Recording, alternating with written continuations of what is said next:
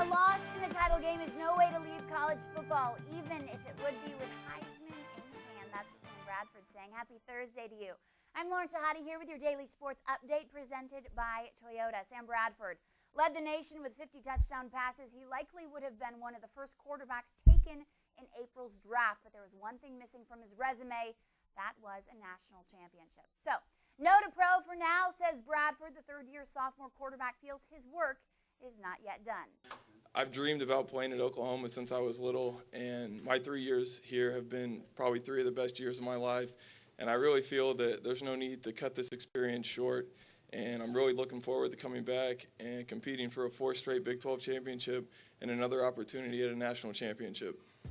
So, 2 Heisman winners are staying in school. In addition to Bradford, Tim Tebow, Florida's all-star, had decided to forego the draft as well. These guys here, though, are out. Record-setting Pittsburgh running back LaShawn McCoy is passing up his final 2 seasons of eligibility to enter the NFL, and he's reported that USC quarterback Mark Sanchez is also moving on. That's a big hit for a USC offense that could have surrounded Sanchez with 9 returning starters.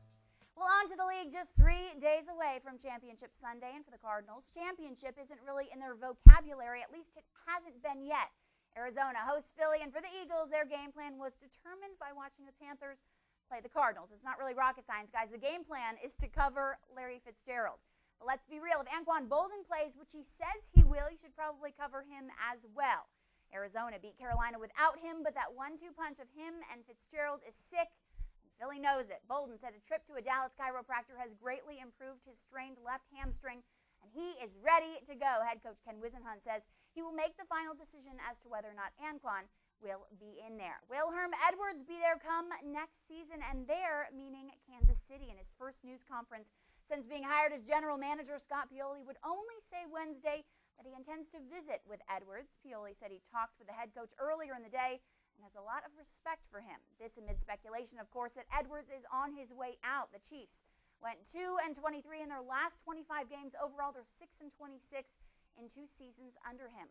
So Edwards may or may not be out. The same holds true for Terrell Owens. The Cowboys have to determine whether he is part of the answer as they look to end a 13-year stretch without a playoff win, or part of the problem that led them to missing the postseason in 2008.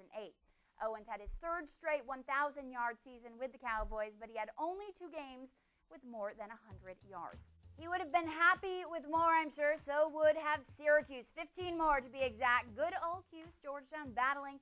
When you shoot like the Hoyas did, it's going to be tough to beat you. The Hoyas had their best 3-point shooting game of the season, going 12 for 21 and an 88-74 victory. And another victory it is for Pittsburgh. They stay perfect. The Panthers started slow for the 2nd time in 4 days before pulling away to beat South Florida 75-62 on Wednesday. Today is Thursday, which means the weekend is near. Hang in there, guys. See you tomorrow.